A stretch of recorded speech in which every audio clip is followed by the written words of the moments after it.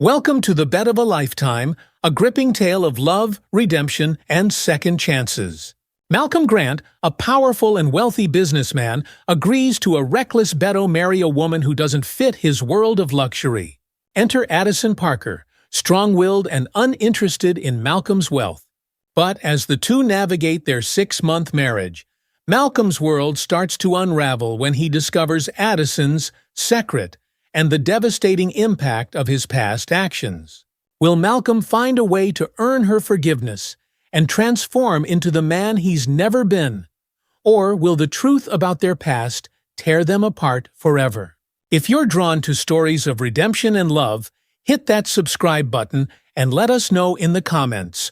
Could you forgive someone like Malcolm? Now let's begin. Malcolm Grant stood at the edge of the rooftop terrace, holding a glass of champagne as the cool New York night surrounded him. Below, the city stretched out like a glowing grid, its towering buildings mirroring his own success. His black tailored suit fit his muscular frame perfectly, and the sleek Rolex on his wrist gleamed under the light. Life had been good to Malcolm. The son of a modest single mother, he had built an empire from the ground up, turning his small tech startup into a multi-billion-dollar company in less than a decade. At 35, he had everything: wealth, power, and the attention of beautiful women. But, for Malcolm, winning was never enough. He thrived on competition. "Look at you, king of the city," said Ethan Lewis, his longtime friend, strolling up beside him with his own glass of champagne. Ethan had been Malcolm's partner in business, but where Malcolm was all sharp lines and precision, Ethan had always been the charming, easygoing contrast. "I earned it," Malcolm replied with a smirk, eyes scanning the glittering skyline. Ethan laughed, raising his glass in mock admiration. "You're always on top, man. Always. But I'm starting to think you're too comfortable." Malcolm glanced at him sideways. "What's that supposed to mean?" Ethan turned to face him, his smirk growing. "I mean, it's too easy for you. Business, women, it's like you have everything on autopilot. You don't even try anymore." Malcolm raised an eyebrow, his competitive spirit rising. "I try when there's a challenge, Ethan. I just don't see one." Ethan's grin widened, his eyes gleaming with a mischievous light. "Well then, let's make one." Intrigued, Malcolm gave a nod, signaling for him to continue. Ethan swirled his champagne thoughtfully. "I bet you wouldn't have the guts to marry a woman who's nothing like the type you usually date. Someone who doesn't care about your money or the high life." Malcolm raised an eyebrow, feeling a strange mix of insult and challenge in the words. "What kind of woman are we talking about?" Ethan's smirk deepened. "Her name is Addison Parker. She's independent, doesn't care for the luxuries you surround yourself with. You won't be able to impress her with your usual tactics. In fact, I'd bet $1 million you couldn't keep her married to you for 6 months without her walking out." Malcolm's competitive fire roared to life. $1 million. Ethan chuckled. "But here's the catch. You have to marry her first, and you both have to live together for those 6 months." Malcolm, always one to rise to a challenge, felt the thrill of the bet more than the concern about its implications. "You're on," he said, shaking Ethan's hand firmly. The game was set, but Malcolm had no idea how much it would change his life. 3 days later, Malcolm sat in his office, tapping his pen against the sleek mahogany desk. A file lay open in front of him, containing everything he needed to know about Addison Parker. Ethan had provided the details, and Malcolm had spent hours going over her background, trying to strategize. Addison Parker, 30, worked as a social worker at a community center in Brooklyn. She was described as confident, strong-willed, and fiercely independent. She lived in a modest apartment, drove an old car, and was known for her dedication to her work, especially with underprivileged kids. She was nothing like the women Malcolm was used to. No high heels, no designer handbags, no lavish vacations. Yet something about her piqued his interest. Maybe it was the challenge. Maybe it was the unknown. Either way, Malcolm couldn't wait to meet her. Their first meeting was scheduled at an upscale restaurant, a place Malcolm frequented, but not one Addison would likely visit often. As he sat waiting, his confidence never wavering, he couldn't help but wonder how she'd react to this world. When Addison finally arrived, Malcolm was caught off guard. She walked in confidently, dressed in a simple yet elegant outfit that contrasted sharply with the overly glamorous women he was used to. Her long brown hair was pulled into a low ponytail, and her striking green eyes scanned the room, completely unimpressed by its grandeur. Malcolm stood, offering his hand as she approached. "You must be Addison Parker." "And you must be Malcolm Grant," she replied, her voice cool but not unkind. She shook his hand with surprising strength before sitting down. For a moment, neither of them spoke, sizing each other up. Addison broke the silence first. "Let's not waste time. I know why we're here. I know about the bet." Malcolm blinked, caught off guard by her directness. "You do?" Addison nodded, her gaze unwavering. "I agreed to this because I have my own reasons. I'm not naive, and I don't care about your money or your lifestyle. If you think you can win me over with fancy restaurants or expensive gifts, you're wrong." Malcolm felt the thrill of the challenge rise within him again. She wasn't intimidated, and that only made her more intriguing. "And yet you still agreed to meet," he said, leaning forward slightly. "Why?" Addison held his gaze. "Because I want something too. Let's just say this bet works both ways. But make no mistake, if you try to manipulate or control me, this end." Malcolm was impressed by her confidence, even if he wouldn't admit it. She was unlike any woman he'd ever met. He smiled, realizing that winning this bet wouldn't be as easy as he initially thought. But he had no intention of backing down. As the night wore on, they talked, but the conversation remained surface level. Malcolm tried to charm her with stories of his success, but Addison remained detached, making it clear that she wasn't impressed. As the evening came to an end, Malcolm walked her to her car, his mind racing with how to approach the next steps. He had never been so intrigued by someone who seemed so utterly unimpressed by him. Before she drove off, Addison gave him a final look. 6 months. That's all you get. And don't think ill fall for your games." Malcolm watched her drive away, his heart pounding with anticipation. This was going to be more difficult than he thought, and far more interesting. Malcolm couldn't shake the feeling of anticipation as the days passed. He was used to being in control, used to having the upper hand in every relationship. But Addison wasn't like the women who had come and gone from his life. She was a fortress, and he was determined to find a way to break through. Their second meeting took place at a simple cafe in Brooklyn, a far cry from the luxury spots Malcolm frequented. Addison had suggested it, and Malcolm had agreed, curious to see her in her own environment. When he arrived, Addison was already there, sipping tea with a calm smile on her face. She greeted him warmly, her earlier coldness replaced by a more relaxed demeanor, though the confidence in her posture remained. "I thought you preferred 5-star restaurants," Addison teased as Malcolm sat down. He smiled, trying to sound casual. "Sometimes it's good to break the routine." They talked for a while, exchanging surface-level details about their lives. Malcolm found himself genuinely interested in her work at the community center, though he tried to play it cool. She was different from anyone he'd ever met, not just in her refusal to be impressed by his wealth, but in her unshakable confidence. Addison, however, quickly shifted the conversation to more serious matters. "If we're really going through with this," she began, setting her cup down, "I want to make a few things clear." Malcolm raised an eyebrow, intrigued. "Go on." "I'm not interested in your money or your luxury lifestyle. 6 months is 6 months, and I plan on walking away from this exactly as I entered," she said firmly, her eyes never leaving his. Malcolm watched her carefully. She wasn't bluffing. Addison was the type of woman who knew what she wanted, and marriage, at least for now, was just a temporary contract to her. "So, what do you want?" Malcolm asked, genuinely curious. Addison's answer was simple but powerful. "Freedom. I won't be controlled by you or anyone else. I have my own life, and that's not going to change just because we're married." Malcolm nodded, though inwardly he felt the tug of frustration. He wasn't used to women resisting his influence. But he agreed to her terms, at least for now. 6 months would fly by, and surely she'd eventually see the benefits of being with someone like him. As they parted ways, Malcolm couldn't stop thinking about Addison. She was a puzzle, one he was determined to solve. What he didn't realize yet was that this game wasn't just about control or winning a bet. It was about something far deeper, something that would change him in ways he couldn't yet comprehend. The wedding was a quiet, almost clinical affair. There was no grand ballroom, no orchestra, and no romantic vows. It was held in a small office at City Hall, with only Ethan and a few other witnesses.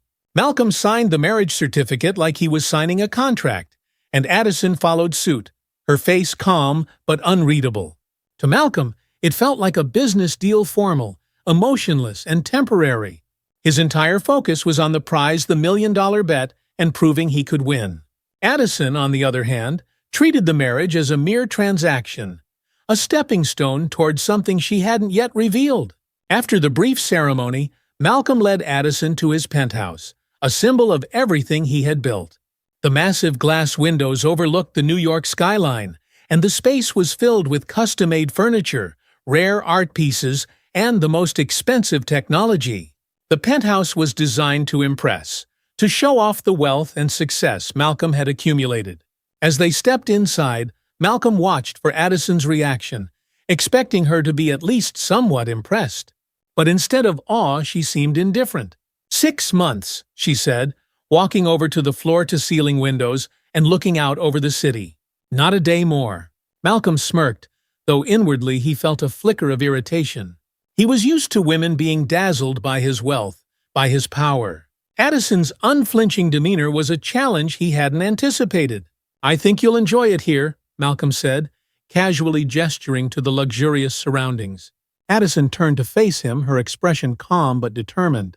"I'm not here for the luxury, Malcolm. I'm here because of the bet. Don't expect anything more from me."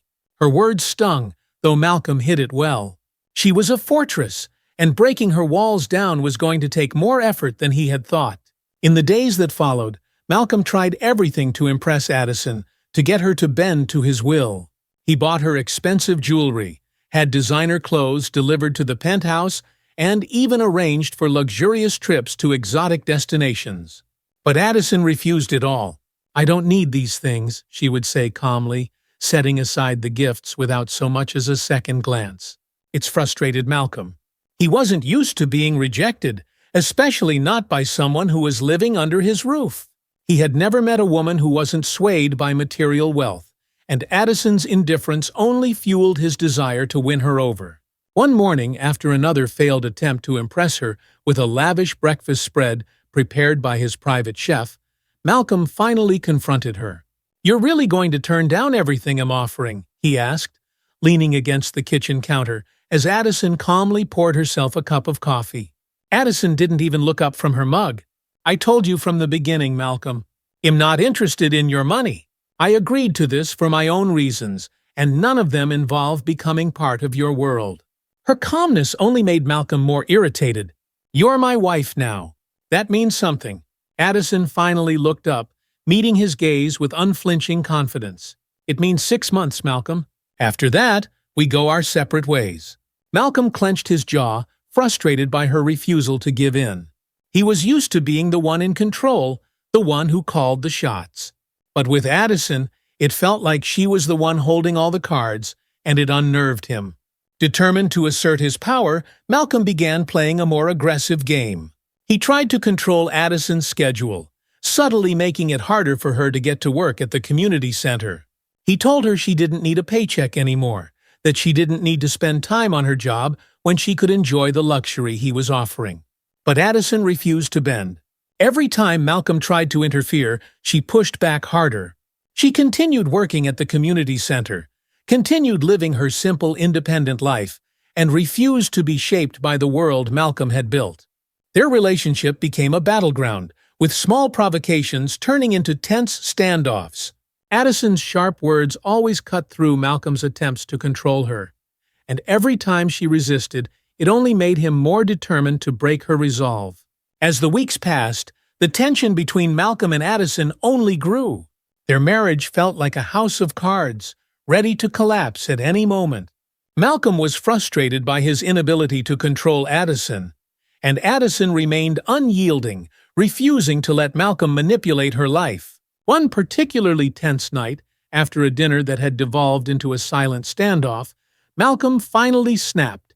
"I don't understand you, Addison," he said, his voice tight with frustration. "Any other woman would be happy to live this kind of life. But you act like it's not enough. What do you really want?" Addison, who had been calmly eating her dinner, finally set down her fork and looked at him. Her green eyes gleamed with an intensity that Malcolm hadn't expected. "What do I want?" she repeated, her voice low but firm. "I want respect, Malcolm. I'm not a piece on your chessboard. You think you can control me with money? But you're wrong. Money doesn't buy dignity. It doesn't buy integrity." Her words hit Malcolm like a punch to the gut. For the first time, he felt something shift inside him, something that unsettled him deeply. He had always believed that wealth and power were the ultimate tools of control. But Addison was challenging everything he thought he knew. "And that's what you can't stand," Addison continued, her voice soft but full of meaning. "You're used to controlling everyone around you, but with me, you can't. And it scares you." Malcolm stared at her, speechless. She had seen through him, seen past the walls he had built around himself. And for the first time he felt vulnerable. But instead of backing down, Malcolm decided to tighten his grip. He wasn't going to let Addison win. If she wanted a battle of wills, he would make sure he came out on top. The next morning, Malcolm made sure Addison's schedule at the community center was mysteriously shifted, forcing her to rearrange her entire day. When she confronted him about it, he played it off as a misunderstanding, but Addison wasn't fooled. "You think you can break me?" she asked, her voice calm but laced with defiance. "You can try all you want, Malcolm, but I won't bend." Malcolm smiled, though inwardly he felt a flicker of doubt. Addison was proving to be more of a challenge than he had anticipated, but he was determined to win. Yet, as the days passed, Malcolm found himself thinking about Addison more than he cared to admit. She was different, not just in her refusal to be controlled, but in the way she carried herself, the way she spoke to him without fear. It was starting to affect him in ways he hadn't expected. For the first time in his life, Malcolm felt like he was losing control not just over Addison, but over himself. And that terrified him. One evening, after yet another silent dinner, Malcolm found himself alone in the living room, staring out at the city through the glass windows. The glow of the city lights used to give him a sense of power, a sense of accomplishment. But now everything felt empty. He couldn't stop thinking about Addison, about the way she looked at him with that quiet defiance, the way she refused to let him into her world. She wasn't just another woman he could charm or control. She was different, and that difference was starting to unravel him. He heard footsteps behind him and turned to see Addison standing in the doorway. She looked calm, as always, but there was something in her eyes that Malcolm couldn't quite place. "Can we talk?" Malcolm asked, his voice softer than he intended. Addison nodded, walking into the room and sitting down on the couch across from him. The tension between them was palpable, and Malcolm knew he had to be careful with his words. "What are we doing here?" he asked, running a hand through his hair. "This started as a game a bet, but now I don't know what to think anymore." Addison's gaze remained steady, her expression unreadable. "I'm not playing, Malcolm. I never was." Her words hit him harder than he expected. For the first time, Malcolm realized that this was just a game to Addison. She had her own reasons for being here, reasons that went beyond the bet. "Then why did you agree to this?" Malcolm asked, genuinely curious. "What's in this for you?" Addison paused for a moment, as if weighing her words carefully. When she finally spoke, her voice was low and deliberate. "Let's just say I have my own plan, Malcolm. And when the time is right, you'll see that this game is bigger than you think." Malcolm stared at her, his heart racing. For the first time, he realized that he might have underestimated Addison. And for the first time, he felt a flicker of fear that he might not be the one in control after all. Days turned into weeks, and the tension between Malcolm and Addison reached its peak. Every interaction between them felt like a battle of wills, and neither was willing to back down. Yet, beneath the surface, Malcolm couldn't shake the feeling that something bigger was happening, something he hadn't yet uncovered. One evening, as they sat across from each other in the dimly lit dining room, Addison broke the silence with a sharp, cutting statement. "You know, Malcolm, you're not as in control as you think you are." Malcolm looked up from his plate, his brow furrowing. "What's that supposed to mean?" Addison took a sip of her wine, her eyes locking onto his. You think you can manipulate everything. You think this marriage is just another game to win? But you've been playing right into my hands this entire time." Her words sent a chill down Malcolm's spine. He set his fork down, suddenly uneasy. "What are you talking about?" Addison's gaze hardened. "I've been waiting for the right time to tell you the truth, Malcolm. I didn't agree to this marriage because of the bet.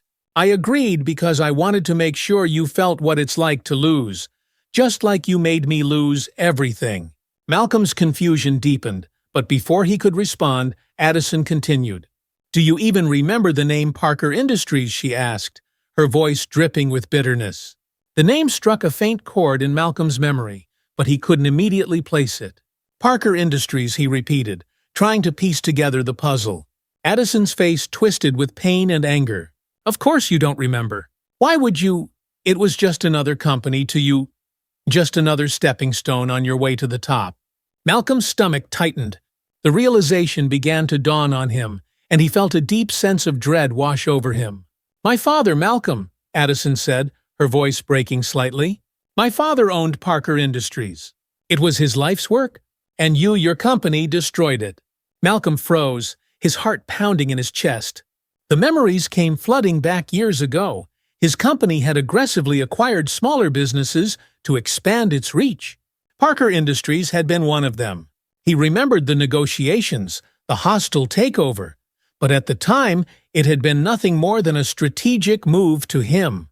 He hadn't thought about the people behind the company, just the numbers. "I didn't know," Malcolm stammered, his voice weak. Addison's eyes filled with tears, though she quickly blinked them away. "You didn't care. My father lost everything.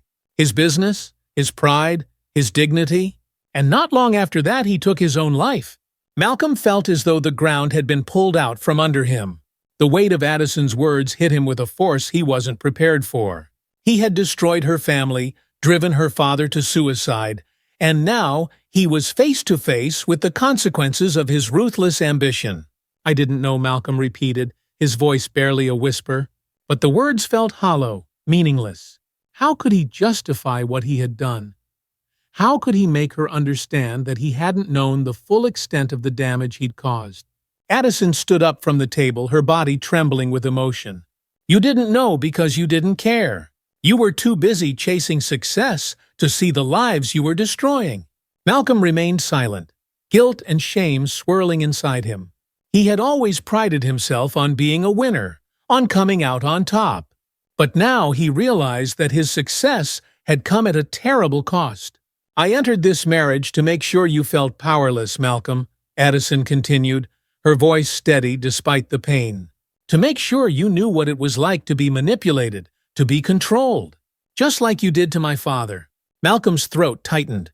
"Addison, I'm so sorry." Addison looked at him, her expression cold. "Sorry won't bring my father back. Sorry won't erase the years of pain and loss." And with that, she turned and walked out of the room, leaving Malcolm alone with the crushing weight of what he had done. In the days that followed, Malcolm was consumed by guilt. Addison's revelation had shaken him to his core. He had always known that his business dealings were ruthless, but he had never stopped to think about the human cost. Now he couldn't escape it. Addison avoided him as much as possible.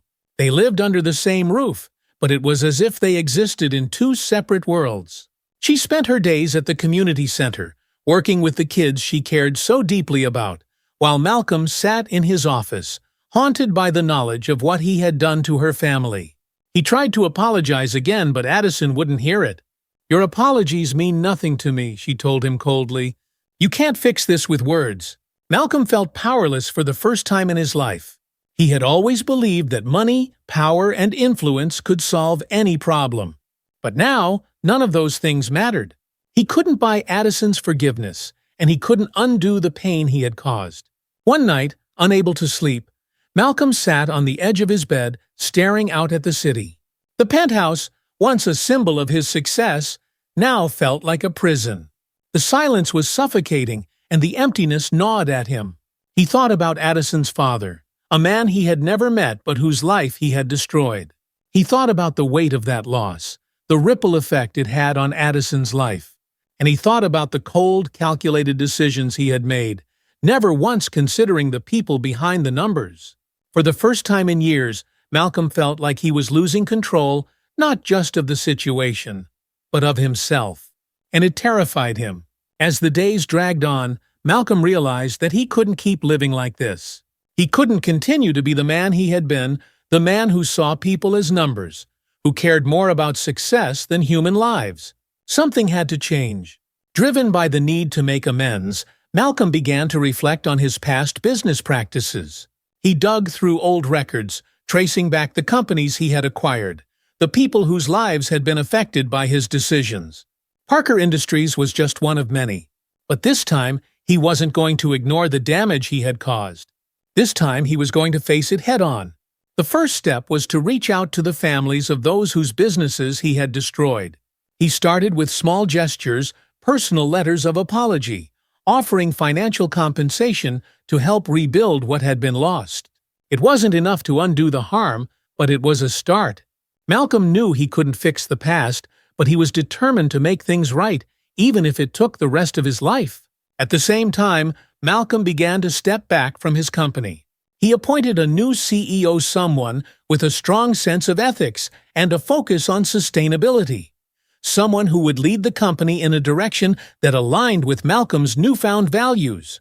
It wasn't an easy decision. For years, Malcolm's identity had been tied to his success, to his power. But now, he realized that success meant nothing if it came at the cost of other people's lives. As he made these changes, Malcolm found himself thinking more and more about Addison. He knew that no amount of money or apologies would ever truly make up for what he had done. But he hoped that, in time, she would see that he was trying to change, that he was no longer the man who had destroyed her father's business. He didn't want to win her back through manipulation or control.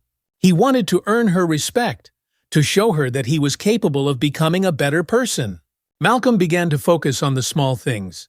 He couldn't force Addison to forgive him, but he could show her, little by little, that he was changing. He started by paying attention to her routine. Addison loved flowers, especially peonies. She always made herself a strong cup of coffee in the morning, no sugar, just the way she liked it. These were small details, but to Malcolm, they were opportunities to show that he cared. One morning before Addison left for work, Malcolm set a bouquet of peonies on the kitchen table. He didn't leave a note, didn't make a grand gesture. He simply wanted her to see that he had noticed, that he was trying. When Addison returned home that evening, Malcolm watched from a distance as she paused in front of the flowers. Her expression didn't change, but she picked up one of the peonies and brought it to her nose, inhaling its sweet scent. It was a small gesture, but to Malcolm, it was progress. In the days that followed, Malcolm continued these small acts of kindness.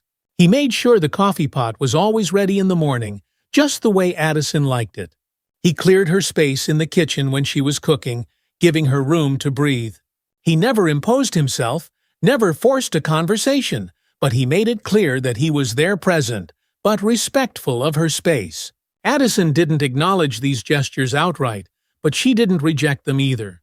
Slowly, the walls between them began to soften. One cold evening, as Addison sat on the balcony wrapped in a blanket, Malcolm brought her a cup of hot tea. He didn't say anything, just quietly set the cup beside her and stood at the edge of the balcony, looking out at the city. For a few moments, they stood in silence, the tension between them still palpable, but not as unbearable as before. Finally, Addison spoke. "Why are you doing this?" she asked, her voice soft but firm. Malcolm took a deep breath, choosing his words carefully. "Because I've realized that talking doesn't mean anything anymore. Apologies don't matter. What I did can't be fixed with words. But I want to show you that I've changed. Not just for you, but for myself." Addison remained silent for a few moments, sipping her tea. Then she turned to look at him, her expression unreadable. "You can't change the past, Malcolm," she said quietly. "But I can see that you're trying. It wasn't forgiveness, but it was something. And for Malcolm, it was enough for now." The 6-month mark was fast approaching, and with it, the end of Malcolm and Addison's unconventional marriage.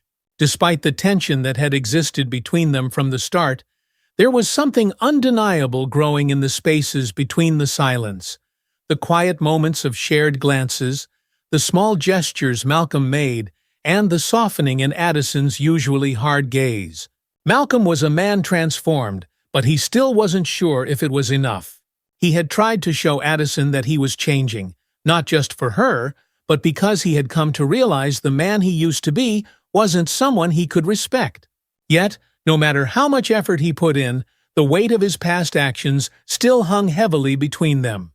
One evening, Malcolm found Addison in the kitchen preparing a simple meal. It had become a quiet ritual between them, sharing the space without forcing conversation. This time, however, something felt different. Addison moved a bit slower, her movements less guarded than usual. Malcolm, hesitant to break the moment, finally asked the question that had been weighing on his mind for weeks. "Addison, after the 6 months are up, what happens?" Addison paused, her hands stilling over the cutting board. She didn't look at him right away, and Malcolm's heart raced with the silence that followed. Finally, she turned to face him, her green eyes softer than he had seen them in months. "I don't know," she admitted, her voice quiet. "I hadn't thought that far ahead when I agreed to this." Malcolm swallowed, trying to keep his emotions in check. "I know this started as a bet, but I don't want it to end like that. I don't want us to end." Addison's expression remained unreadable, but there was something in her eyes that gave Malcolm a glimmer of hope. She set down the knife and leaned against the counter, crossing her arms. "Malcolm, you've changed." "I see that. But you hurt me, and you hurt my family. That doesn't just go away." "I know," Malcolm said, stepping closer, but still keeping a respectful distance. "I don't expect you to forgive me easily. I know what I did is unforgivable. But I've been trying to be a better man, for myself and for you. I care about you, Addison, more than I ever thought I could." Addison looked at him, the tension between them palpable, but no longer hostile. For the first time, Malcolm felt like there was a possibility, a chance, that she might not walk away when the 6 months were over.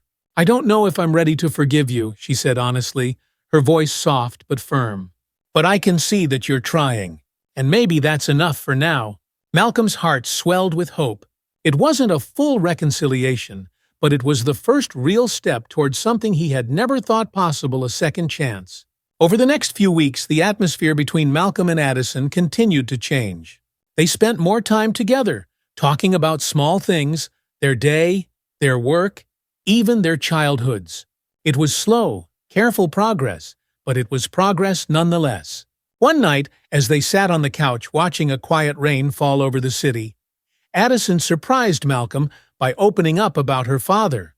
"My dad was a good man," she began, her voice soft as she stared out at the rain. "He worked so hard to build Parker Industries. It wasn't a huge company, but it was his life. And when your company came in and took everything, it broke him?" Malcolm listened quietly, his heart heavy with guilt. He had heard Addison talk about her father before, but this was different.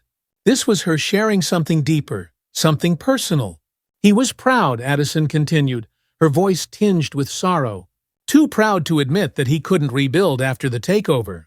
I tried to help, but he wouldn't let me. He just gave up." Malcolm's chest tightened. "I'm so sorry, Addison. I didn't know.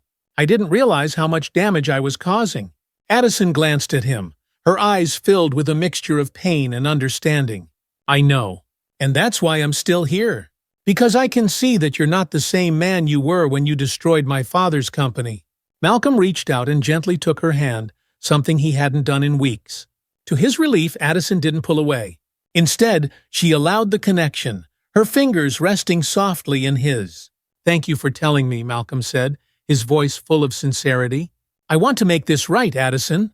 I don't know how, but I'm going to spend the rest of my life trying." For the first time, Addison smiled, a small, tentative smile, but a smile nonetheless. It wasn't full forgiveness, but it was a step toward healing. The 6-month marriage agreement was drawing to a close, and both Malcolm and Addison knew it. But unlike before, there was no longer a sense of impending finality between them. They had built something new, something real, and neither of them wanted to let it go. On the night before the official end of their contract, Malcolm prepared a special dinner. It wasn't extravagant or overly fancy, just a simple, intimate meal in the penthouse dining room. As Addison sat across from him, Malcolm felt a nervousness he hadn't felt in years. I know our agreement is ending tomorrow, Malcolm said, his voice steady but laced with emotion. But I don't want this to end. I don't want us to end. Addison looked at him, her eyes soft but guarded. Malcolm, I know I hurt you, he continued, not letting her finish. And I know I still have a lot to prove. But I've fallen in love with you, Addison. Truly. And I want to keep building what we've started. No bets, no games. Just us. A real relationship. Addison's heart raced as she stared at Malcolm, the sincerity in his eyes undeniable. She had been so guarded for so long, so afraid of letting herself feel anything for the man who had caused her so much pain. But now, as she looked at him, she saw someone different, someone who had grown, who had changed, and who genuinely cared for her. I've fallen for you too, Malcolm, Addison finally admitted, her voice quiet but steady. But this won't be easy. There's still a lot of hurt between us. I know, Malcolm said, reaching across the table to take her hand. I'm willing to do whatever it takes. I don't want to lose you, Addison. Not now. Not ever. Addison squeezed his hand, her eyes meeting his. Then let's take it slow. Let's figure this out together. Malcolm smiled, relief and joy flooding through him. Together. A few months later, things between Malcolm and Addison had continued to improve. They were taking things slowly, rebuilding trust, and exploring the possibility of a real future together. The bet was a distant memory, overshadowed by the genuine connection they had forged. One morning, as Addison sat at the kitchen table sipping her usual cup of coffee, she felt an odd wave of nausea wash over her. At first, she brushed it off, thinking it was nothing. But as the days went by, the feeling persisted. It wasn't until a doctor's visit confirmed her suspicions that Addison realized what was happening. She was pregnant. When Addison told Malcolm, his reaction was one of pure joy. He laughed, tears of happiness filling his eyes as he pulled her into his arms. We're going to have a baby, he said, his voice filled with awe and excitement. Addison smiled, her heart swelling with love for this man who had once been nothing more than a source of pain. Yes, we are. The pregnancy brought with it a sense of renewal, a fresh start for both Malcolm and Addison. They had gone through so much pain, anger, betrayal, but now they had the opportunity to build something new together. As the months went by, Malcolm proved himself over and over again. He was attentive, loving, and dedicated to being the man Addison deserved. They planned a new wedding this time, not out of obligation or a bet, but out of love. On a warm spring day, Malcolm and Addison stood together in a small, intimate ceremony, surrounded by close friends and family. There was no pretense, no grand spectacle, just two people who had fought through their past and found a way to move forward together. As they exchanged vows, Malcolm felt a sense of peace he hadn't known before. He wasn't just winning a bet or proving himself anymore, he was marrying the woman he loved, the woman who had taught him what it meant to truly care for someone. I promise to love you, to respect you, and to always be the man you deserve, Malcolm said, his voice filled with emotion as he slipped the ring onto Addison's finger. Addison smiled, her eyes glistening with tears. And I promise to love you, to stand by you, and to build a future with you. As they kissed, sealing their vows, Malcolm felt a sense of completion. The bet that had started their journey was long forgotten, replaced by something far more meaningful of respect and a shared future. As the months passed, Malcolm and Addison's life began to settle into a new rhythm. The early days of pregnancy brought excitement and uncertainty, but also a deepening bond between them. Every doctor's appointment, every baby name conversation, and every small moment shared made them feel more connected than ever before. Malcolm, once the calculating, success-driven businessman, had transformed into someone Addison barely recognized, but in a good way. He was thoughtful, attentive, and completely devoted to becoming the best father he could be. He began to scale back even further from his business empire, delegating responsibilities so he could spend more time at home preparing for the arrival of their child. Addison, for her part, found herself softening too. She had spent so long guarding her heart, protecting herself from further pain, but with Malcolm's consistent actions proving his sincerity, she started to truly trust him. She let herself believe in their future together, no longer weighed down by the past. One evening, as they sat together on the couch, Malcolm gently rested his hand on Addison's growing belly. They shared a quiet moment, the soft sounds of the city outside mixing with the peaceful atmosphere of the room. "I still can't believe we're going to be parents," Malcolm said, his voice filled with quiet wonder. "I've been through a lot in my life, but this is something I never imagined for myself." Addison smiled, her hand resting on top of his. "Neither did I, but I'm glad we're doing this together." Malcolm leaned in, pressing a gentle kiss to her forehead. "I want you to know that I'll be here, always. For you, for our baby, for our family." Addison's heart swelled with love, and for the first time, she felt the last remnants of her guardedness melt away. They had come so far from where they started, and now they were standing on the threshold of something entirely new, a future filled with love, family, and possibility. As Addison's pregnancy progressed, Malcolm continued to make amends with the people he had wronged in his pursuit of success. He had spent months reaching out to families, offering not just financial support, but personal apologies, acknowledging the damage his ambition had caused. One afternoon, as he returned home from a meeting with another family he had wronged, Malcolm found Addison sitting at the dining table, her expression thoughtful.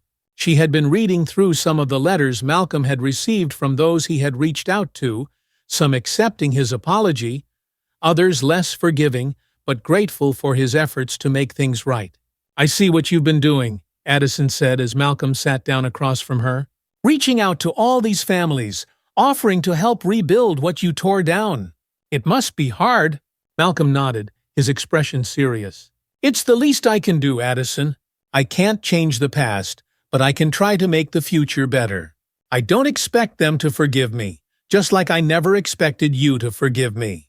But I want to show them in youth that I'm not that man anymore." Addison looked at him for a long moment, her eyes searching his face. "I see that now," she said softly. "You've changed, Malcolm, and I believe you when you say you want to be different." Malcolm felt a wave of relief wash over him. It had been a long, painful road to get here, but hearing Addison acknowledge his efforts meant everything to him. "But there's something else I've realized," Addison continued, her voice thoughtful. "It's not just about what you did. It's about what we can do moving forward, together." Malcolm's heart swelled at her words. He had spent so much time trying to make up for his past mistakes, but now he realized that the future wasn't just about fixing what had been broken. It was about building something new, something stronger. "I want us to move forward," Addison said, her eyes softening. "I don't want to hold on to the past anymore. I want to build a future with you. Future we can both be proud of." Malcolm reached across the table, taking her hand in his. "I want that too, Addison. More than anything." The day their baby was born was the happiest day of their lives. Addison had given birth to a healthy baby girl, and the moment Malcolm held his daughter in his arms, he felt an overwhelming surge of love and protectiveness. Nothing he had ever accomplished in business, no amount of wealth or success, could compare to this moment. They named her Ella, a name that carried the promise of a fresh start, a name that represented the new life they were building together. As they brought her home to the penthouse, now filled with warmth and love, Malcolm and Addison felt a sense of peace that had once seemed impossible. Life was no longer about the bet or the struggles they had faced in the past. It was about the future they were creating, a future where love, family, and trust were at the center of everything. One evening, a few weeks after Ella's birth, Malcolm and Addison stood on the balcony, watching the city lights twinkle below. Ella was asleep in her crib, and for the first time in a long time, the world felt right. "I never thought we'd get here," Addison said softly, leaning against Malcolm's chest. "After everything we've been through, I wasn't sure we could." Malcolm wrapped his arms around her, resting his chin on the top of her head. "Neither did I, but I'm so glad we did." They stood in silence for a few moments, enjoying the quiet peace of the night. And then Malcolm spoke, his voice filled with emotion. "You know, Addison, I've learned something through all of this. Love isn't about control or power or winning. It's about trust. It's about respect. And it's about showing up day after day and proving that you're willing to do the work." Addison smiled, her heart full. "You've shown me that, Malcolm. Every single day." Malcolm kissed the top of her head, holding her close. "I love you, Addison, and I'll keep proving it every day for the rest of my life." Addison turned in his arms, looking up at him with tears in her eyes. "I love you too, Malcolm, and I'm ready to move forward with you." The months that followed were filled with the joys and challenges of new parenthood. But through it all, Malcolm and Addison grew stronger as a couple. Every sleepless night, every late-night feeding, every moment of joy and exhaustion brought them closer together. Malcolm, who had once been so focused on success and control, found himself completely devoted to his family. His priorities had shifted in ways he never thought possible. His company still thrived, but it no longer consumed him. Instead, his time and energy were focused on Addison and Ella, the two people who had taught him what it truly meant to love and be loved. Addison, for her part, had found a sense of peace she hadn't known since before her father's death. The anger and pain she had carried for so long had finally started to fade, replaced by the love and trust she had built with Malcolm. She knew their journey hadn't been easy, but she also knew that they were stronger because of it. As the first anniversary of their real wedding approached, Malcolm decided to surprise Addison. He arranged a small, intimate celebration, just the two of them, and Elaine, a beautiful garden outside the city. It was a place filled with flowers, the air fragrant with the scent of blooming peonies, Addison's favorite. As they stood together in the garden, watching Ella play on the blanket they had spread out, Malcolm turned to Addison with a smile. "Happy anniversary." Addison smiled back, her eyes filled with love. "Happy anniversary." They kissed, the soft breeze carrying the scent of flowers around them, and for a moment, everything was perfect.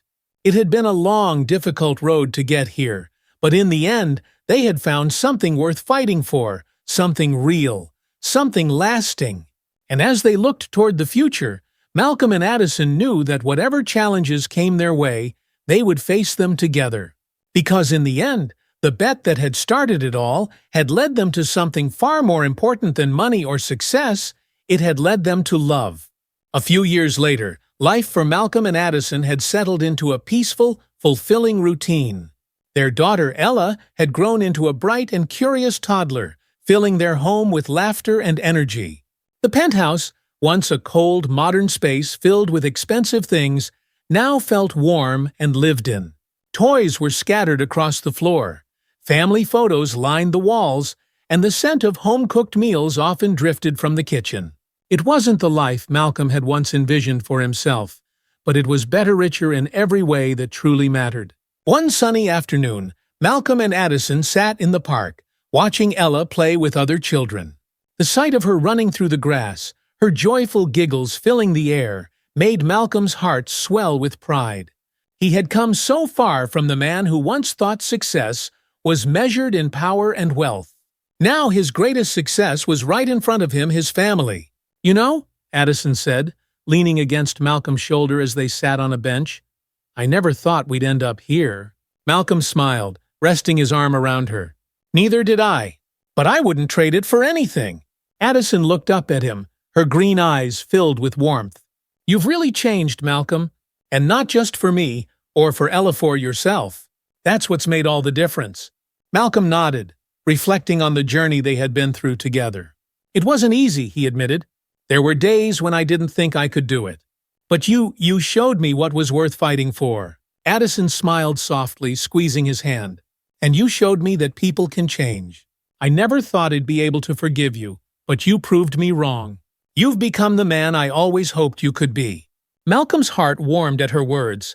He had spent so long trying to make up for his past mistakes, but now he realized that true redemption didn't come from grand gestures or even from making amends.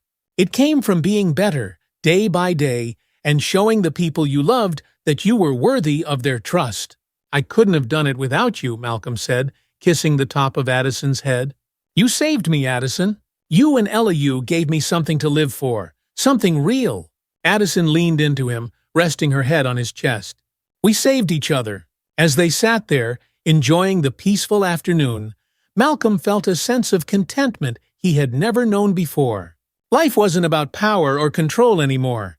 It was about love, family, and the simple joys that came with both. After a while, Ella ran over to them, her little face flushed with excitement. "Mommy, Daddy, look at the flowers I picked." She held out a handful of wildflowers, her smile beaming with pride. Addison knelt down, taking the flowers from Ella with a soft smile. "They're beautiful, sweetheart," she said, pulling Ella into a hug. Malcolm watched the two most important people in his life with a sense of awe. He had come so close to losing it all, but now, standing in the sunlight with his family by his side, he knew that every hardship they had endured had been worth it. The journey that began with a foolish bet had led him to something far greater than he ever imagined, a life filled with love, trust, and hope for the future. As they walked hand in hand through the park, Ella skipping happily ahead, Malcolm glanced at Addison and smiled. Their story wasn't one of perfection or fairy tale endings. It was a story of growth, redemption, and the power of forgiveness, a reminder that no matter how broken things might seem, there was always a chance for a new beginning. And with that thought, Malcolm knew that their future, whatever challenges or joys it might bring, would always be brighter together. Thank you so much for watching and following Malcolm and Addison's journey. If you enjoyed this story about love, redemption, and second chances, don't forget to hit the like button and subscribe to our channel for more heartfelt stories like this. We'd love to hear your thoughts. What was your favorite part of their journey? Drop a comment below and let us know. And don't forget to turn on notifications so you never miss an update. It wasn't just about controlling his anger or apologizing for his past mistakes. It was about learning to respect himself and the people around him, regardless of who they were or where they came from. After the assembly, Blake waited outside the gym for Mr. Jenkins. When the old man finally emerged, Blake approached him with a wide smile. "Congratulations, Mr. Jenkins. You deserve it." Mr. Jenkins chuckled, his eyes twinkling with amusement. "I appreciate that, Blake. But the real congratulations should go to you. You've done the hard work, and I'm proud of you." Blake felt a lump form in his throat. Coming from Mr. Jenkins, those words meant everything. He had spent so long trying to prove himself to his friends, to his family, and even to himself. But now, for the first time, he felt like he didn't need to prove anything. He was proud of who he was becoming, and that was enough. "I couldn't have done it without you," Blake said, his voice thick with emotion. Mr. Jenkins placed a hand on Blake's shoulder, his grip firm but gentle. "You've had it in you all along, Blake. You just needed someone to help you find it." As they walked away from the gym together, Blake felt a sense of closure settle over him. His journey wasn't over. There would always be more to learn, more challenges to face, but he was ready for whatever came next. He had the tools, the discipline, and the respect to handle it. Later that evening, as Blake walked through the town square, he saw a group of kids playing basketball together, some white, some black, all laughing and joking without a care in the world. A few months ago, Blake would have sneered at the sight, maybe even joined in with his friends to make a cruel comment. But now, as he watched the kids play, he felt nothing but peace. Blake sat down on a nearby bench, watching the game unfold. The sun was setting, casting a warm golden glow over the court. For the first time in a long time, Blake felt truly at ease. He had let go of the anger, the hate, and the need to control everything around him. He had learned to respect himself and others, and that was what mattered most. As the kids continued their game, Blake closed his eyes for a moment, taking a deep breath. He wasn't the same person he had been, he was better. And for the first time, he knew that he was on the right path, a path built on respect, discipline, and the quiet strength he had learned from Mr. Jenkins. With a peaceful smile, Blake opened his eyes and watched the sun dip below the horizon, ready for whatever the future held. 1 year after that fateful encounter with Mr. Jenkins, Blake's life had transformed in ways he never imagined. The once cocky, arrogant kid who bullied others for sport had become someone new, someone kinder, more thoughtful, and surprisingly respected by his peers. It wasn't that Blake had become perfect. There were still days when the old anger tried to creep back in, moments when he had to remind himself of everything Mr. Jenkins had taught him.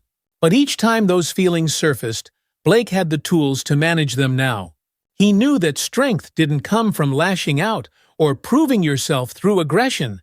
It came from controlling that instinct and making choices that reflected respect and empathy.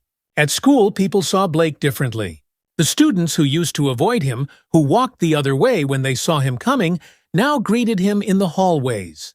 He had repaired his relationships with those he had wronged, like Marcus, and built new friendships with people he never would have considered talking to before. It wasn't easy, but each conversation, each step forward, helped him rebuild his reputation. Even his mother had noticed the change. Their relationship had grown stronger, more open. Blake had started talking to her about the things that weighed on him, about his frustrations, his fears, and the path he had chosen. She was proud of him, and that meant more to Blake than he could express. But there was still one person who hadn't seen the full extent of his transformation: his father. Blake's father had left years ago, abandoning the family without so much as a goodbye. The absence had shaped Blake's anger, fueling the rage that had driven so much of his destructive behavior. But now, a year into his journey of self-improvement, Blake realized he was ready to confront that part of his life. With his mother's encouragement, Blake tracked down his father, who had moved to a nearby city and was living a quiet, unremarkable life. Blake didn't know what he expected from the meeting: closure, maybe, or just the chance to finally say everything he had been holding inside for so long. When the day came, Blake stood outside the modest apartment building where his father lived, his heart pounding in his chest. The anger he had felt for so many years was still there, but it was different now, more controlled, less consuming. He wasn't here to lash out. He was here to speak his truth. Blake knocked on the door, his hands trembling slightly. When his father answered, the shock on his face was immediate. He hadn't expected to see his son standing on his doorstep, especially not after so many years of silence. "Blake," his father said, his voice thick with disbelief. Blake nodded, feeling the weight of the moment pressing down on him. "I need to talk to you," he said, his voice steady. "About everything." His father hesitated, but eventually stepped aside, allowing Blake to enter the small apartment. They sat at the kitchen table, an awkward silence hanging between them. Blake took a deep breath, summoning the courage to say what he had come to say. "You leaving it messed me up. For a long time, I didn't know how to deal with it. I was angry. At you, at Mom, at everything. And I hurt a lot of people because of it." His father's face fell, guilt and regret etched into every line. "Blake, I'm not here to blame you," Blake interrupted, his voice soft but firm. "I'm not here to make you feel guilty. I just wanted you to know how it affected me. I spent so many years being angry, and I thought it was because of you. But I've learned that I don't have to carry that anger anymore. I don't have to let it define me." His father stared at him, a mixture of shock and admiration in his eyes. "I'm sorry, Blake. I didn't know, I didn't realize how much I hurt you." Blake nodded. "I know. But I'm not angry anymore. I've let it go. I just wanted you to know that I'm okay now." For the first time in years, Blake's father smiled, a small, tentative smile, but a smile nonetheless. "I'm proud of you," he said, his voice thick with emotion. "You've grown into someone I never could have imagined." Blake smiled back, feeling a sense of closure settle over him.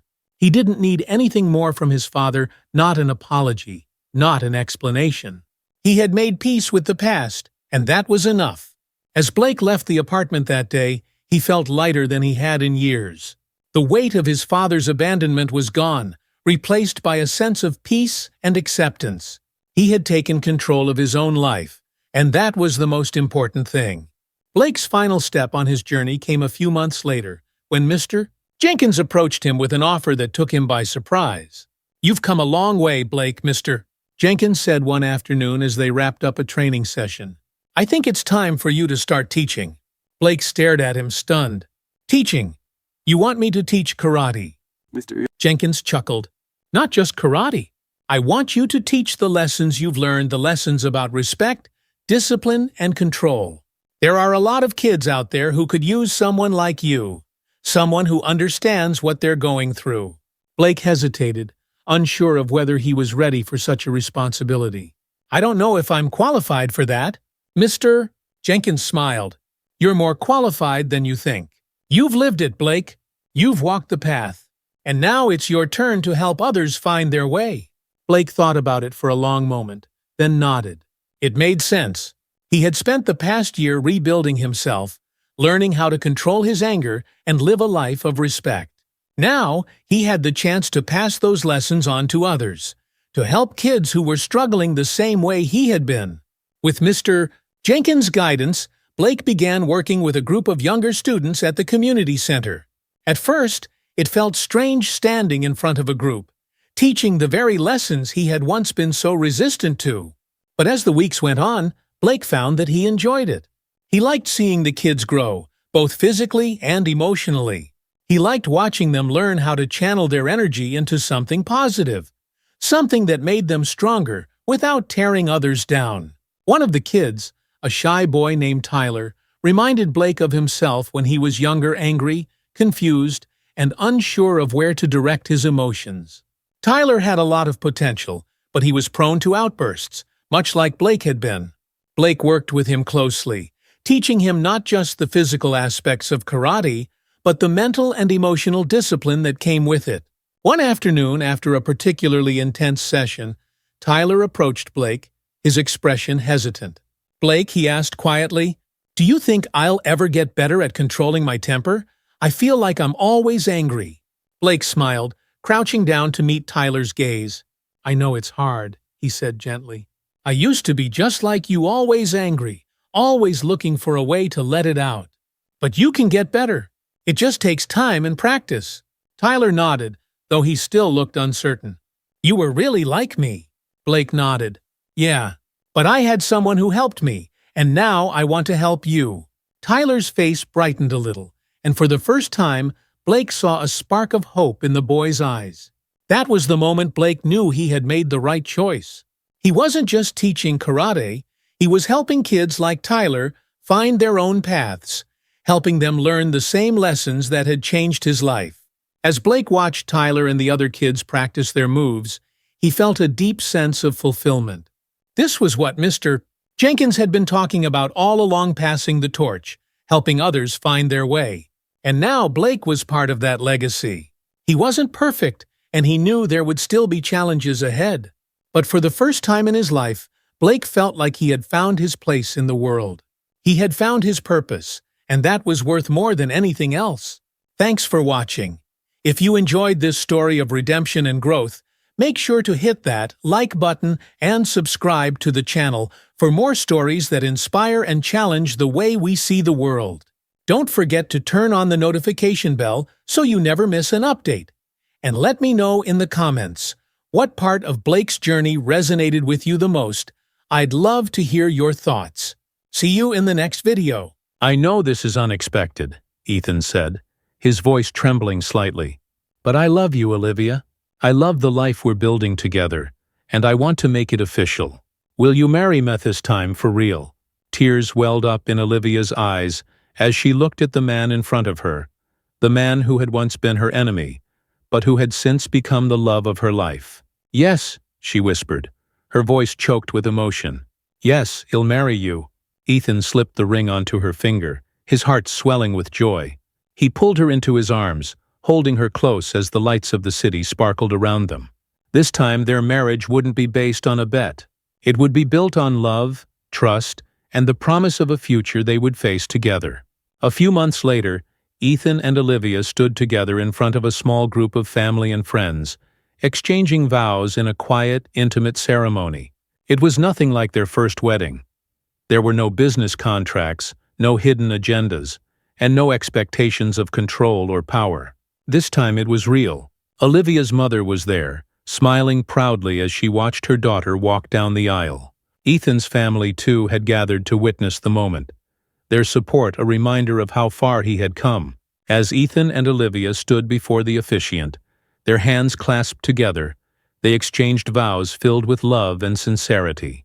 There was no need for grand declarations, just the quiet promise to stand by each other, no matter what the future held. I promise to love you, Ethan said, his voice steady, to respect you, and to be the man you deserve. For as long as we both live. Olivia smiled, her eyes shining with tears. And I promise to love you, Ethan, to trust you, and to build a life with you, one filled with love, forgiveness, and hope. As they kissed, the small group of friends and family erupted into applause, but for Ethan and Olivia, the world around them seemed to disappear. In that moment, they were the only two people who mattered. As the months passed, Ethan and Olivia settled into their new life together, their love growing stronger with each passing day. Olivia's pregnancy progressed smoothly, and as they prepared to welcome their child into the world, they found themselves filled with a sense of peace and fulfillment. Ethan continued his efforts to make amends for his past mistakes, but now he did so with a renewed sense of purpose. He wasn't just trying to atone for his wrongs, he was trying to build a better future, not only for himself and Olivia, but for their growing family. One evening, as they sat together on the couch, Olivia resting her head on Ethan's shoulder, she looked up at him with a contented smile. Who would have thought, she mused softly, that it would all start with a bet? Ethan chuckled, pressing a kiss to her forehead. It's funny, isn't it, that something so ridiculous could lead to something so wonderful? Olivia nodded, her eyes twinkling with warmth. But I'm glad it did. Because now, we get to build this life together. And that's all I've ever wanted. As they sat together in the quiet of their home, Ethan knew that this life, this love was the best thing he had ever won. Not through manipulation, not through power, but through genuine love, hard-earned respect, and the promise of a future filled with hope.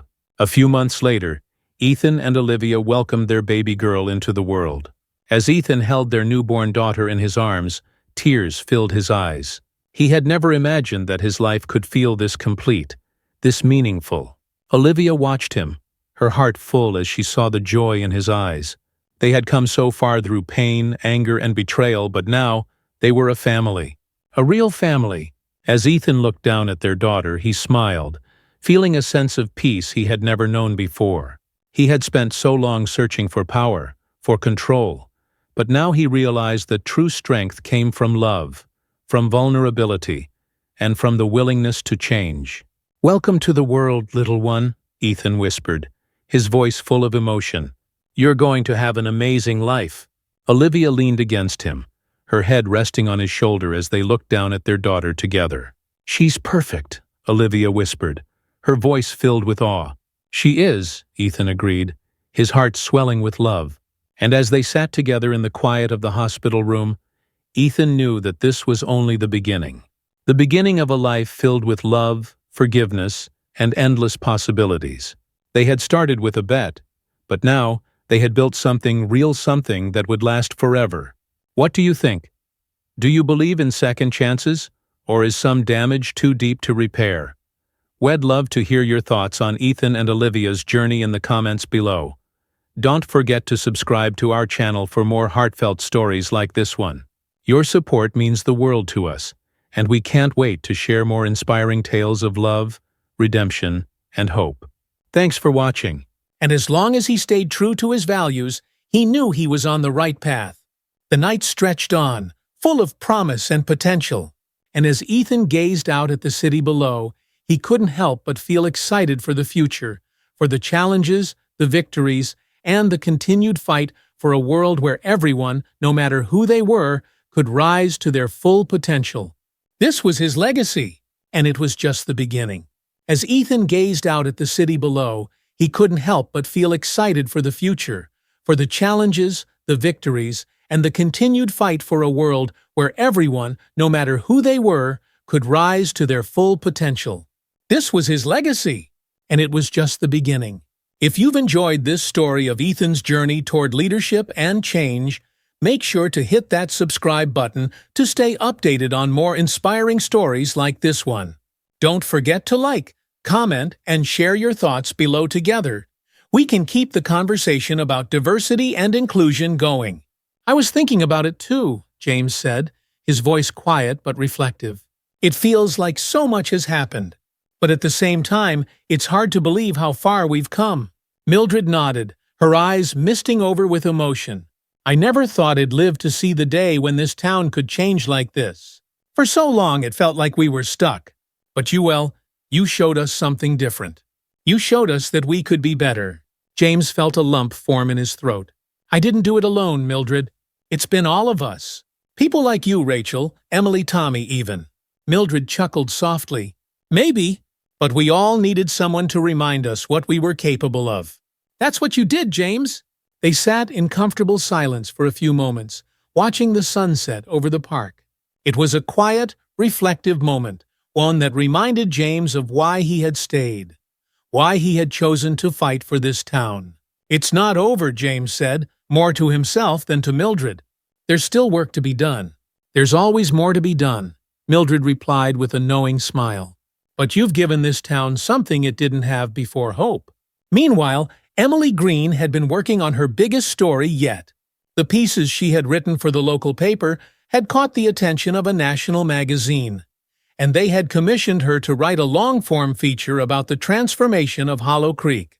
She had spent months interviewing people: James, Tommy, Rachel, Sheriff Nate Johnson, and countless others. She poured her heart into the article, determined to capture the essence of what had happened in this small town. It wasn't just a story about racism or a fight for equality.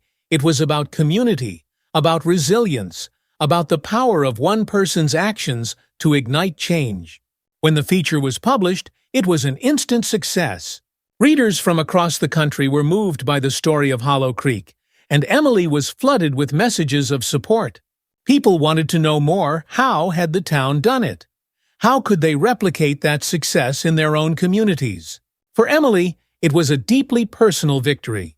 She had grown up in Hollow Creek, and for a long time, she hadn't believed that the town could change. But now, as she read the responses to her article, she knew that anything was possible. The next spring, the first integrated class graduated from Hollow Creek High School. It was a historic moment, not just for the students, but for the entire town. The graduation ceremony was held in the town square, and the entire community showed up to celebrate. James was there, sitting in the front row with Mildred, Tommy, and Rachel, all of them beaming with pride. Lily Sanders, Mildred's granddaughter, gave the valedictory speech, speaking eloquently about the future, about unity, and about the lessons they had learned from the town's struggles. "We are the generation that will carry this town forward," Lily said, her voice clear and strong, "and we will do it together. Because we've learned that we are stronger when we stand as one." The crowd erupted into applause, and as the graduates tossed their caps into the air, there was a sense of triumph, of new beginnings. Hollow Creek had come so far, and now a new generation was ready to take the reins. As the town continued to grow and change, Harold Brooks made a surprising announcement. He was bringing back the name Rose's Diner. But this time, the name would reflect something different. Harold stood outside the diner, addressing a small crowd of onlookers. James, Mildred, and the rest of the diner's regulars were there, curious about the announcement. "Rose's Diner was named after my mother," Harold began, his voice filled with emotion. "She was a kind woman, a woman who believed in treating everyone with respect. But somewhere along the way, we lost sight of that. We let this place become a symbol of division." Harold paused, glancing at James, who gave him an encouraging nod. "But now I want to reclaim that name," Harold continued. "This diner is going to stand for something new, something my mother would be proud of. It's going to be a place where everyone is welcome, where everyone has a seat at the table." The crowd cheered, and as the new sign for Rose's Diner was unveiled, it felt like a fitting tribute to the town's journey. As summer approached, Rachel Morales prepared to leave Hollow Creek once again, this time for good. Her work had taken her to other towns and cities, and while she had grown deeply attached to Hollow Creek, she knew it was time to move on. On her last night in town, she gathered with James, Emily, and the others at Rose's Diner for one final meal. The atmosphere was warm and nostalgic, filled with laughter and shared memories. "I'm going to miss this place," Rachel admitted as she sipped her coffee. "But I know you all are going to keep the momentum going." "Well, miss you too, Rachel," James said, smiling warmly. "But don't worry, we've got this." They spent the rest of the evening reminiscing about the town's journey, about how far they had come, and about the road that still lay ahead. When it was time to say goodbye, there were hugs, tears, and promises to keep in touch. But as Rachel drove away from Hollow Creek the next morning, she left knowing that the town was in good hands. Several months after Rachel's departure, James received a letter from her. He sat on his porch, the autumn air crisp and cool, as he read her words. "Dear James, I hope this letter finds you well. I've been thinking about Hollow Creek a lot lately, and I wanted to check in. I've been working with a community out west, and it reminds me so much of where Hollow Creek was when I first arrived. But seeing the progress we made gives me hope that change is possible, no matter where you are. I just wanted to thank you once again for everything you've done for the town and for me. You've taught me so much about patience, about perseverance, and about how change really happens. You'll never forget our time together. Take care of yourself, James, and take care of Hollow Creek. With gratitude, Rachel." James smiled as he folded the letter, tucking it into his pocket. Rachel's words were a reminder that their work was far from over, but it was also a reminder of how much they had already accomplished. Over time, Tommy Barnes fully embraced his role as a leader in the town's new direction. He became a regular volunteer at the community center, working with young people who, like him, had once been resistant to change. One afternoon, as Tommy sat on a bench outside the center, talking with a group of teenagers, he realized just how far he had come. The anger and fear that had once controlled him were gone, replaced by a sense of purpose. "I used to think change was something to be afraid of," Tommy told the teens, "but now I see it's what makes us better. We can't grow if we don't open ourselves up to new ways of thinking." The teens listened intently, nodding in agreement. Tommy's journey had become an inspiration to many, showing that it was never too late to change. One year after the March for Unity, the town of Hollow Creek came together once again to celebrate. The town square was filled with music, food, and laughter, as people from all walks of life gathered to reflect on the progress they had made. James stood with Sheriff Nate Johnson, Emily Green, and Lily Sanders, watching the festivities with a deep sense of pride. The town was thriving, its people united by a shared vision of a better future. As the sun set over the town, casting a golden glow over the square, James felt a quiet sense of contentment. Hollow Creek had been through so much, but they had come out the other side stronger, more resilient, and more united than ever. In the years that followed, Hollow Creek continued to evolve. The town's story became a beacon of hope for other communities struggling with their own divisions. People came from far and wide to visit Rose's Diner, to see the mural painted by the teenagers, and to meet the people who had made change possible. But for James, it wasn't about the recognition. It wasn't about being a hero or a leader. It was about the quiet, steady work of building a community where everyone had a place. As he sat on his porch one evening, watching the stars twinkle above the town, James felt a deep sense of peace. He knew that the fight for justice was ongoing, that there would always be more work to do. But for now, in this moment, he was content. Hollow Creek was his home, and it was a home worth fighting for. As the story of James and Hollow Creek shows, change takes courage, community, and a willingness to stand up for what's right.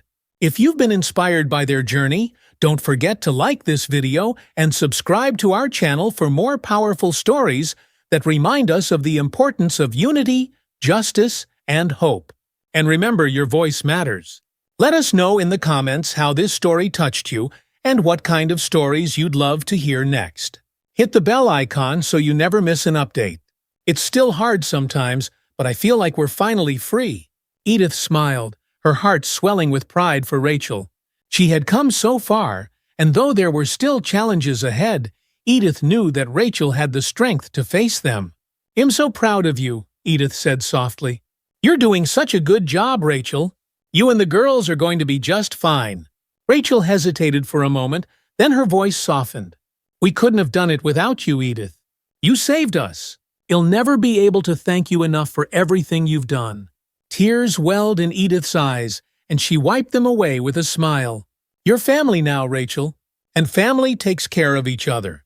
As Edith hung up the phone, a sense of calm settled over her. She had faced her fears, stood up to Derek, and helped Rachel and the girls escape a dangerous situation. It hadn't been easy, but it had been worth it. Her home, once a place of quiet solitude, had become a symbol of strength and resilience. And her neighbor's son's strangers had become a community, united by a shared sense of purpose. Life on Cedar Street would never be the same again, but that was okay. Because now it is filled with hope, connection, and the promise of a better future. Edith smiled as she stepped out into her garden, the late afternoon sun casting a warm glow over the roses. She knelt down, her hands gently tending to the flowers, feeling the cool earth beneath her fingertips. There was still work to be done, but now she knew she wasn't doing it alone. In the weeks that followed Derek's final confrontation, a new sense of peace settled over Cedar Street. The neighborhood watch remained vigilant, but the need for constant worry had lessened as Derek's presence faded from their lives. He hadn't returned, and the restraining order kept him at a safe distance from Edith's home and from the shelter where Rachel and the girls were living.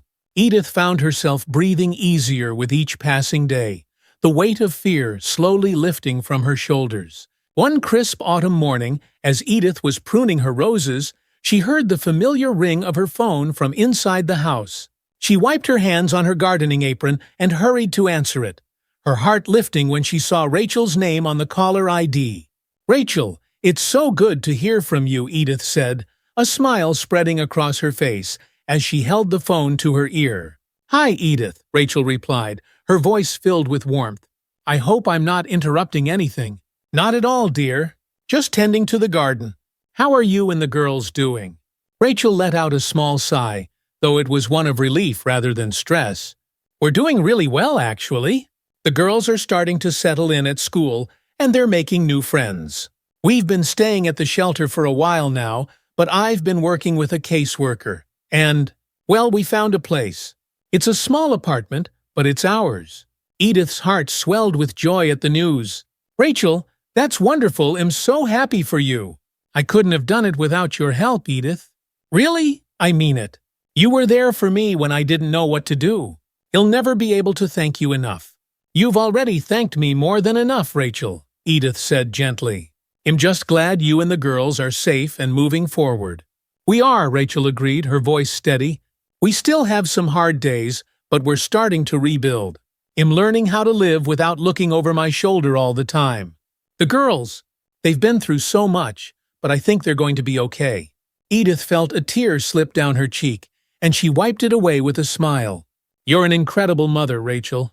You've given them the chance to have a better life, and that's the most important thing."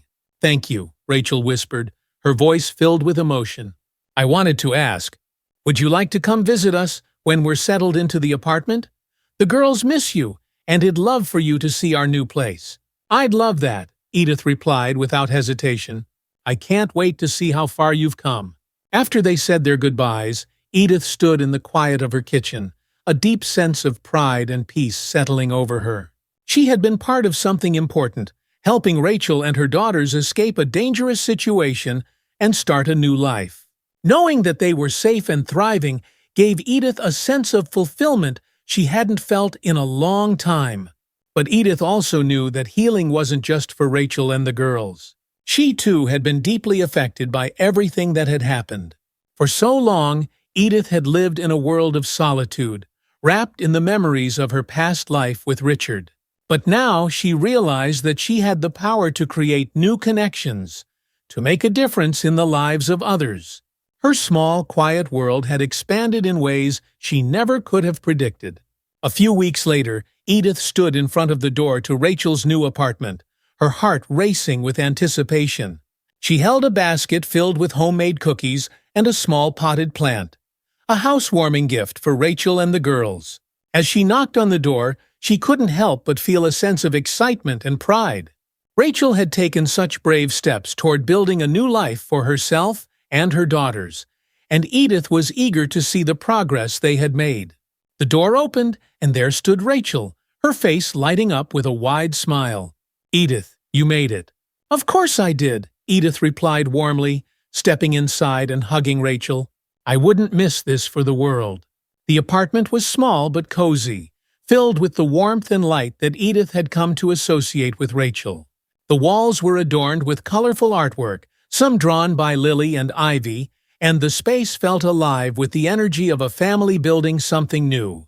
Edith smiled as she took it all in, her heart swelling with pride for Rachel's resilience. "Look who's here!" Rachel called out.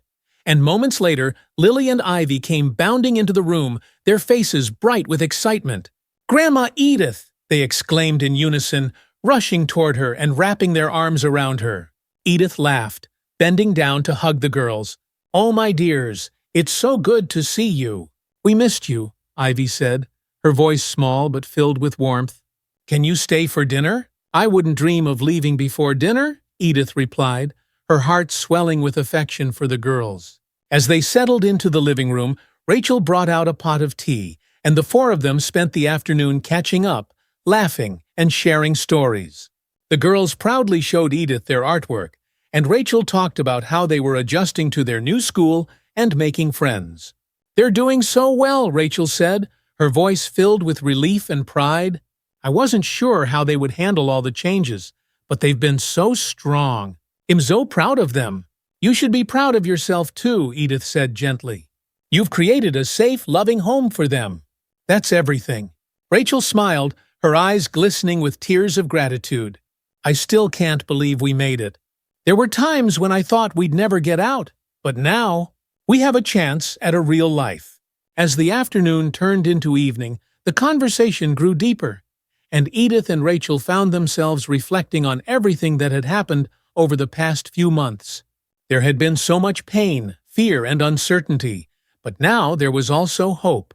They had made it through the storm, and now they were standing on the other side, ready to rebuild their lives. "I never thought I'd feel free," Rachel admitted quietly, her voice heavy with emotion. "But now I wake up every morning knowing that I'm safe, that my girls are safe. And that's everything." Edith reached out and took Rachel's hand, squeezing it gently. "You deserve this peace, Rachel. You and the girls deserve all the happiness in the world." Rachel nodded, her eyes filled with gratitude. "And you deserve it too, Edith. You've been through so much yourself. You've given us a new start, and I hope you know how much that means to me." Edith smiled, her heart full. "We've given each other a new start." Later that evening, after dinner, and one last round of hugs from Lily and Ivy, Edith said her goodbyes and made her way back to her own home. As she walked down the quiet street, she felt a deep sense of contentment. Life had changed in ways she never could have predicted, but it was better, now richer, fuller, and filled with new connections. Rachel and the girls had become like family to her, and Edith knew that their bond would only grow stronger as they continued to support one another in the days ahead. As the autumn leaves began to fall and the air turned crisp, Edith found herself spending more time in her garden, reflecting on the past few months. So much had changed, not just for Rachel and the girls, but for Edith as well. Her life, once quiet and isolated, had been transformed by the relationships she had built and the strength she had discovered within herself. But with that transformation came a deeper understanding of the weight she had been carrying for so long: grief, the loneliness, the sense of being left behind. Richard's death had left a hole in Edith's life, one that she had tried to fill with routine and solitude. But now, with Rachel and the girls in her life, Edith realized that she didn't have to carry that weight alone anymore. One afternoon, as Edith sat in the garden with a cup of tea, she found herself thinking about Richard. She missed him every day, missed his laugh, his warmth, the way he had always made her feel safe and loved. But for the first time in a long time, Edith felt a sense of peace when she thought of him, peace in knowing that he would have been proud of her for everything she had done to help Rachel and the girls. As she sipped her tea, Edith decided it was time to visit Richard's grave. She hadn't been in a while, and she felt a strong pull to go to tell him about everything that had happened, about the new life she had found after all these years. The next day, Edith drove to the cemetery where Richard was buried. The drive was quiet, the fall colors painting the landscape in shades of gold and red. When she arrived, Edith made her way to Richard's headstone, a small smile on her face as she placed a bouquet of fresh roses at his grave. "Hello, love," she said softly, her voice filled with affection. "It's been a while, but I've been busy. I have so much to tell you." For the next hour, Edith sat by Richard's grave, telling him about Rachel, about the girls, about everything that had happened since they had moved into the neighborhood. She talked about how she had found new strength within herself, how she had made new friends, and how she had learned that it was never too late to make a difference in someone's life. "I think you'd be proud of me," she whispered, her voice thick with emotion. "I know I've still got a lot of life left to live, and I'm going to make the most of it. I'll carry your love with me, always." As Edith stood to leave, she felt a deep sense of peace settle over her. She knew that Richard was still with her, in spirit, and that his love would continue to guide her in the days ahead. She wasn't alone. Not anymore. As the winter holidays approached, Cedar Street came alive with the warm glow of twinkling lights and the festive spirit of the season. Edith, who had once dreaded the long, lonely winter months, now found herself filled with a sense of anticipation and joy. The neighborhood had changed so much in the past few months, and Edith felt more connected to her community than ever before. Rachel and the girls had invited Edith to spend Christmas with them in their new apartment, and Edith had gladly accepted. It was a far cry from the quiet, solitary holidays she had spent in years past, and she was looking forward to celebrating with people she cared about. On Christmas Eve, Edith arrived at Rachel's apartment with a basket full of gifts and homemade treats. The girls greeted her at the door, their faces bright with excitement, and Edith couldn't help but laugh as they pulled her inside. "We've been waiting for you," Lily exclaimed, her eyes sparkling with joy. "Mom made hot chocolate." Edith's heart swelled with affection as she followed the girls into the cozy living room where Rachel was waiting with a warm smile. The apartment was decorated with twinkling lights and a small Christmas tree, and the air was filled with the comforting scent of cinnamon and pine. "Welcome, Edith," Rachel said, hugging her tightly. "We're so glad you're here." "I wouldn't want to be anywhere else," Edith replied, her voice full of warmth. As they sat together by the fire, sipping hot chocolate and exchanging stories, Edith felt a deep sense of contentment. This was what she had been missing for so long, a sense of connection, of belonging, of family. The evening passed in a blur of laughter, conversation, and warmth.